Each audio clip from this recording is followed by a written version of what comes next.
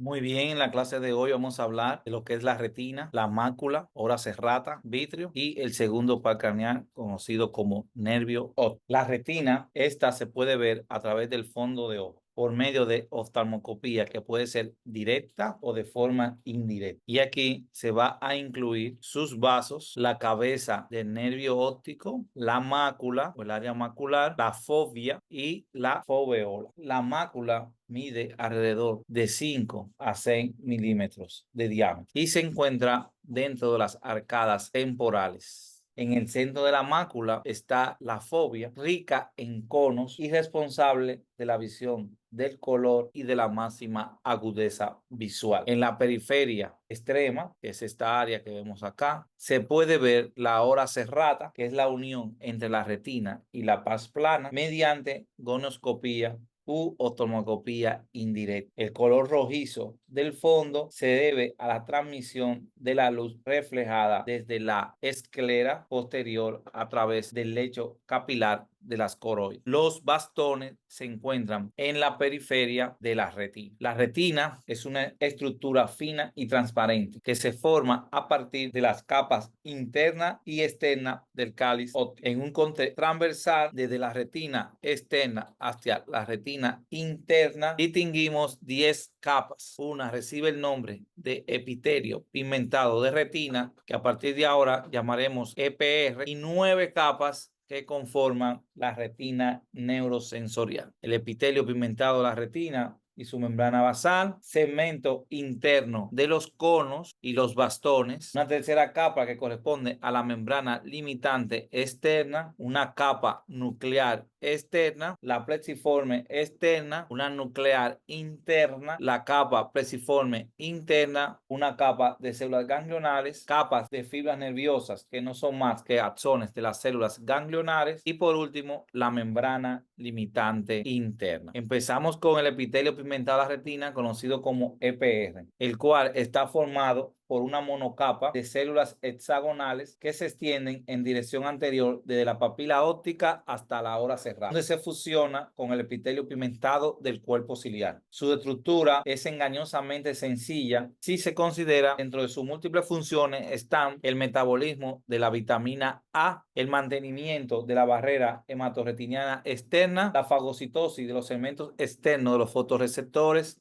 la reducción de la dispersión de la luz a través de la absorción de la luz, el intercambio calórico, la formación de la membrana basal, la producción de la matriz de mucopolisacáridos que rodean los segmentos externos y el transporte activo de materiales hacia el epitelio pigmentado de la retina y desde él mismo. Al igual que otras células epiteliales y endoteliales, sus células están polarizadas. Los poros apicales tienen múltiples prolongaciones vellosas que se engranan con los segmentos externos de los fotorreceptores, incluidos en una matriz de mucopolisacáridos. Las células contiguas al EPR están unidas firmemente por una serie de complejos de unión intracelulares laterales. Las células ocludentes y las células adherentes no solo proporcionan estabilidad funcional, que también tienen una función de barrera hematorretiniana externa. La barrera hematorretiniana externa dada por el EPR y la membrana de Bruch son dos estructuras periféricas y continuas. La barrera hematorretiniana interna está dada por las células del endotelio. Las células del EPR varían desde 10 hasta 60 micras de diámetro. Su comparación con las células del EPR de la periferia, las células del EPR de la fovea son más altas y más finas. Contienen más melanosomas y sus melanosomas son mayores. Las células de la periferia son más bajas, más anchas y menos pigmentadas. De acuerdo a las diferencias regionales en la retina, podemos ver que en el gráfico A, el haz papilomacular que se encuentra entre la papila y la mácula es de mayor diámetro, mientras que la mácula es de menor diámetro, menor capa, y la retina periférica es más delgada. El citoplasma de la célula de PR contiene múltiples granos de pigmentos redondeados y ovoides, conocidos como melanosomas. La retina neurosensorial, que corresponde a las 9 capas de la retina, está formada formada por elementos neurales, gliales y vasculares. La primera capa que podemos ver es la de los fotorreceptores, que está formada por células epiteliales muy especializadas, denominadas bastones por la forma y conos. Cada una de las células fotorreceptoras está formada por un segmento externo y uno interno. Los segmentos externos, rodeados por una matriz de mucopolisacáridos, contactan con las prolongaciones apicales del EPR. No hay uniones estrechas ni otras conexiones intercelulares entre los segmentos externos de las células fotorreceptoras y el EPR. Cada nervio contiene más de 1.000.000 a 1.500.000 fibras nerviosas. Las fibras nerviosas procedentes de la retina temporal siguen un trayecto arqueado alrededor de la mácula para entrar en los polos superior e inferior de la papila óptica. Las fibras papilomaculares siguen un trayecto recto hasta el nervio óptico desde la fovea. Los elementos neurales y sus conexiones en la retina son muy complejas. Hay muchos tipos de células como bipolares, amácrinas y ganglionales. Los elementos neurales de más de 120 millones de bastones y 6 millones de conos están interconectados y el procesamiento de la señal dentro de la retina neurosensorial es significativo. El bastón está formado por un segmento externo que contiene múltiples discos laminares similares a una pila de monedas y un ciclo conector central. El segmento interno del bastón se subdivide en dos elementos adicionales: un elipsoide externo con gran número de mitocondrias y gran cantidad de glucógeno, y el mioide que se continúa con el cuerpo celular principal. Los conos extrafoveales de la retina tienen elipsoides y mioides cónicas y su núcleo tienen que estar más cerca de la membrana limitante externa que los núcleos de los bastones. Las células de Müller son células gliales que se extienden verticalmente de la membrana limitante externa hacia o dentro de la limitante interna. Sus núcleos están localizados en la capa nuclear interna. Las células de Müller, junto con otros elementos de la glía, como los astrocitos fibrosos, protoplasmáticos y la microglia, proporcionan soporte estructural y nutrición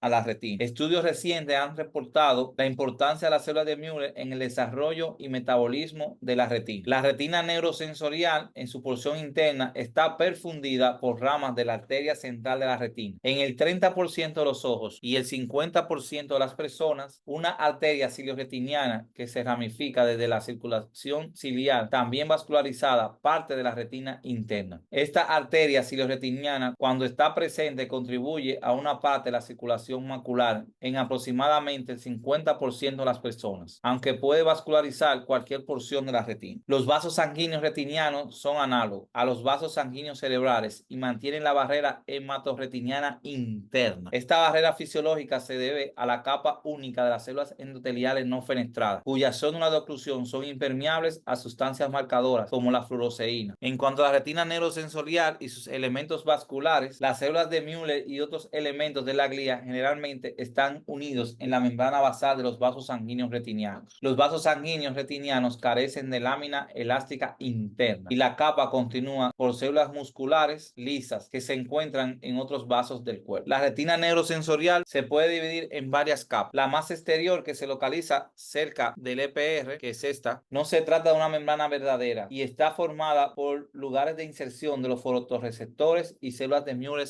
adyacentes que corresponden a la membrana limitante externa. La capa plexiforme externa, que es esta que está acá, está formada por interconexión entre los cuerpos sinápticos de los fotorreceptores y las células horizontales y bipolares. La capa plexiforme externa es más gruesa y contiene más fibra en la región macular, porque los axones de los bastones y los conos se hacen más grandes y más oblicuos a desviarse de la fovea, mientras que las demás capas, como la capa plexiforme interna, está formada por los axones de las células bipolares y amácrinas y las dendritas de las células ganglionares y sus signados. La cápsula de células ganglionares está formada por los cuerpos celulares de las células ganglionares que están cerca de la superficie interna de la retina. La capa de fibra nerviosa está formada por los axones de las células ganglionares y normalmente no se milenizan hasta después de su paso a través de la lámina cribosa del nervio óptico. Mientras que la membrana limitante interna tampoco es una membrana verdadera. Se forma de las placas terminales de las células de Müller y la unión de la membrana basal. Aquí podemos ver un esquema histológicamente de cómo aquí corresponde cada capa, donde tenemos la coroide, el epitelio pigmentado de la retina, tenemos la capa de conos y bastones que corresponden luego a la membrana limitante externa. Tenemos la capa nuclear externa, plexiforme externa, la capa nuclear interna, la plexiforme interna, la capa ganglionar, la de fibras del nervio óptico y la membrana limitante interna. En cuanto a la mácula, los términos mácula, mácula lútea han generado mucha confusión entre anatómicos y clínicos. Los especialistas clínicos en retina tienden a considerar que la mácula es la zona que está entre las arcadas vasculares temporales, que es esta área que se comprende aquí, donde el nombre de mácula lútea es dado por la mancha amarilla, que procede del color amarillo de la retina central en los ojos de cadáveres disecados. Este color amarillo se debe a la presencia de pigmentos carotenoides, localizados principalmente en la fibra de gel. Se han identificado dos pigmentos principales, la zeaxantina y la luteína. Esta más concentrada en zona de las retinas ricas en bastones, y la zeaxantina está más concentrada en las zonas ricas en conos. Aquí podemos ver la fobia, que es una depresión retiniana central cóncava de 1,5 milímetros de diámetro, y va a estar dada por una parafobia de 0,5 milímetros de anchura y una perifobia de 1,5 milímetros de anchura. La fobiola, cual corresponde a una depresión central dentro de la fobia, localizada aproximadamente 4 milímetros temporal, 0,8 inferior al centro de la papila óptica. Mide aproximadamente 0,35 milímetros. La capa de fotorreceptor de la fobiola está formada completamente por conos, cuya elevada densidad explica la alta agudeza visual de la que es responsable en esta pequeña zona. La zona avascular de la fobia, esta está totalmente libre de capilares. Se conoce como ZAF, Z-A-F, zona avascular fobial o zona libre de capilares. Es un límite anatómico importante en la clínica para el tratamiento de retinopatía diabética, donde se recurre a la fotocoagulación con láser de las membranas neovasculares subretinianas. El diámetro de la zona vascular foveal varía de 250 a 600 micras o más. Con frecuencia no se puede identificar una verdadera zona avascular o libre de capilares. Aquí podemos ver cómo está libre de todos los capilares el área foveal. Aquí también se pueden ver cómo está bloqueado y no recibe ningún tipo de vasos capilares. En cuanto a la hora serrata, topográficamente la hora serrata es relativamente lisa. Se encuentra en la zona temporal y está aserrada en la nasal. La hora serrata es una zona limítrofe entre el sistema vascular anterior y el posterior, y se encuentra en la retina periférica. Los fotorreceptores en esta área están mal formados y la retina que los recubre, consecuencia, tiene un aspecto quístico. Aquí podemos ver un diagrama donde esto que se corresponde aquí es la córnea, la cámara anterior que está limitada por el endotelio y la parte anterior del iris, este pequeño agujero que corresponde a la pupila, el cristalino, que es un lente que aporta aproximadamente 20 dioptrías prismáticas al poder dióptrico del ojo. Las zónulas son estas marañas que se ven aquí, que son las que sostienen al cristalino. Y luego sigue lo que conocemos como la hora serrata, donde va a dar inicio a la retina. Por encima de la retina podemos ver la coroide y por encima de esta la esclera. La retina está impregnada en la cavidad vítrea por el humor vítreo, el cual es importante para el metabolismo de los tejidos infraoculares porque proporciona una vía para los metabolitos que utiliza el cristalino, el cuerpo ciliar y la retina. Aunque tiene una estructura similar a un gel, el vitrio es agua en un 99%. Su viscosidad es aproximadamente el doble que la del agua, principalmente debido a la presencia del mucopolisacárido ácido hialurónico. A nivel estructural, en el vitrio se han identificado fibrillas finas de colágeno, principalmente tipo 2, y células se han denominado hialocitos y probablemente presentan histocitos modificados. La fibrilla de la base del vitrio se fusiona con la membrana basal del epitelio no pigmentado de la par plana y la membrana limitante interna de la retina. La cavidad vítrea, que es esta que se puede ver, ocupa 4/5 del volumen del globo ocular y su volumen ronda los 4 milímetros. El vitrio es un gel transparente compuesto principalmente por agua, colágeno, ácido hialurónico, y este se divide en su área topográfica en dos: un vitrio central o núcleo y el vitrio periférico o cortical. El vitrio no solo está adherido en su base, también está firmemente adherido en la cápsula posterior del cristalino, los vasos retinianos, el nervio óptico y la fovea. El vitrio se adhiere a la retina periférica en la base del vitrio, que se extiende 2 milímetros por delante de la hora serrata, hasta aproximadamente 4 milímetros por detrás. El vitrio se hace más fluido con la edad y con frecuencia se separa de la retina interna. Luego seguimos con el segundo par craneal, conocido conocido como el nervio óptico, el cual está formado por más de 1 millón a 1.5 millones de axones que se originan en la capa de las células ganglionares de la retina y se extiende hasta la corteza occipital, en el área de 17 y 18, la fisura calcárea. Este se puede dividir topográficamente en varias regiones. Una región intraocular, que es la que se puede ver acá, la cabeza del nervio óptico, una intraorbitaria, que es la que da paso desde el polo posterior del globo hasta el vértice de la órbita, una intracanalicular, la cual está localizada por dentro del canal óptico, y una intracraneal que finaliza en el quiasma óptico. Ya en clases anteriores habíamos comentado que la longitud del nervio óptico varía de 35 a 55 milímetros, con un promedio de 40 milímetros. Parte de la porción intraocular del nervio óptico se puede ver mediante oftalmoscopía, como la cabeza del nervio óptico o la papila óptica. La proporción intracraneana mide de 25 a 30 milímetros de longitud y es mayor que la distancia entre la parte posterior del globo ocular y el canal óptico, de 18 milímetros. Por este motivo, cuando el ojo está en posición primaria, el nervio tiene un trayecto sinuoso. En cuanto a la región intraocular, la cabeza del nervio óptico es la principal localización de muchas enfermedades congénitas y adquiridas. Por tanto, el médico aprendiz debe tener un conocimiento detallado de su anatomía. A medida que los axones no mionizados, las células ganglionares, entran a la cabeza del nervio óptico, conservan su organización retinóptica, con la fibra de la retina superior arriba y la retina inferior abajo. En el área prelaminar, los axones de las células ganglionares que entran en la cabeza del nervio óptico tienen el soporte en cesta de Mimber de células gliales atrocíticas y están divididos por haces o fascículos que hacen pasar a través de la lámina cribosa. Cuando se lesiona el nervio óptico, se puede perder axones y elementos gliales de soporte, lo que da lugar a un aumento patológico de la excavación papilar, que es frecuente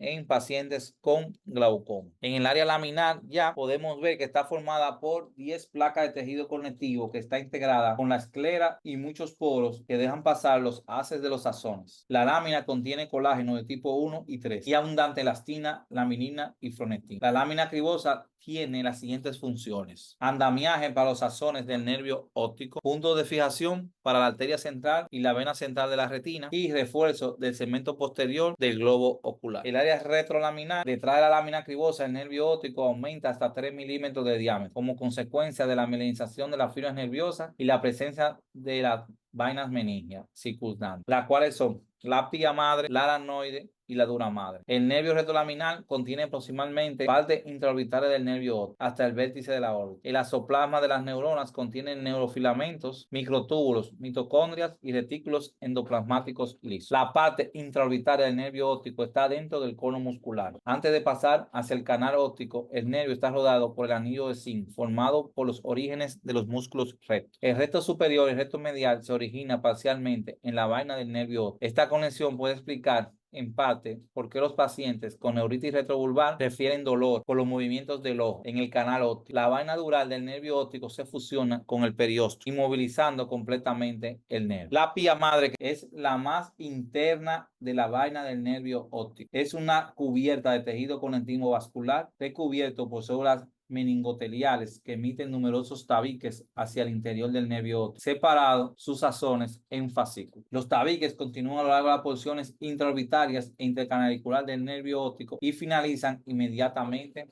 en el quiasma.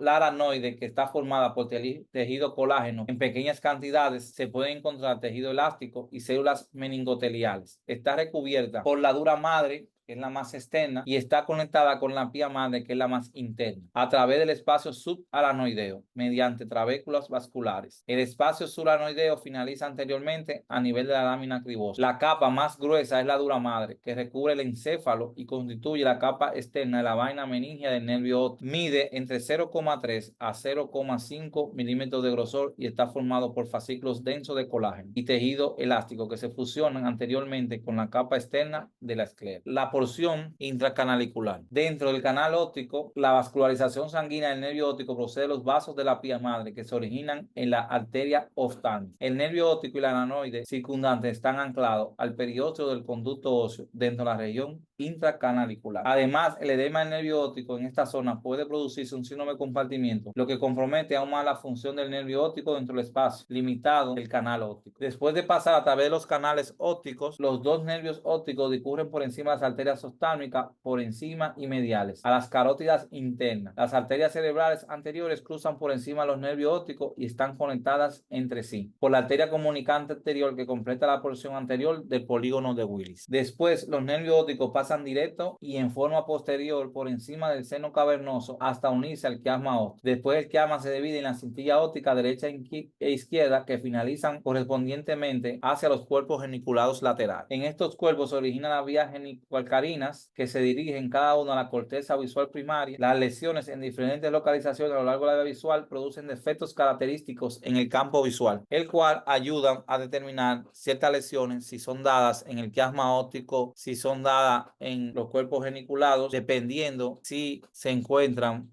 hallazgo en la campimetría. En cuanto a la vascularización del nervio óptico, que ya hemos hablado, la arteria oftálmica está debajo del nervio óptico y esta se convierte en arteria central de la retina. Habitualmente se convierte en dos arterias ciliares largas posteriores que se ramifican desde la arteria oftálmica una vez que han entrado al cono muscular del anillo de Zinc. En cuanto al quiasma óptico, forma parte del suelo inferior y anterior del tercer ventrículo. Mide de 12 milímetros de anchura a 8 milímetros de longitud en dirección anteroposterior y 4 milímetros de grosor. Luego continúa con las cintillas ópticas, las cuales contienen fibras temporales e icilaterales, nasales contralaterales de los nervios ópticos. Las fibras procedentes de las proyecciones retinianas superiores viajan medialmente en la cintilla óptica. Justo antes de llegar al área de corteza visual, tenemos el cuerpo geniculado lateral, que es una zona simpática a las proyecciones visuales superiores. Se consigue con una estructura ovalada similar a un caquete, que recibe aproximadamente el 70% de la fibra de las cintillas ópticas. Luego tenemos las relaciones ópticas, que de ahí van a pasar a la corteza visual para el procesamiento de la imagen. Muchísimas gracias por su atención. Recuerde darle like si te gustó y compartir.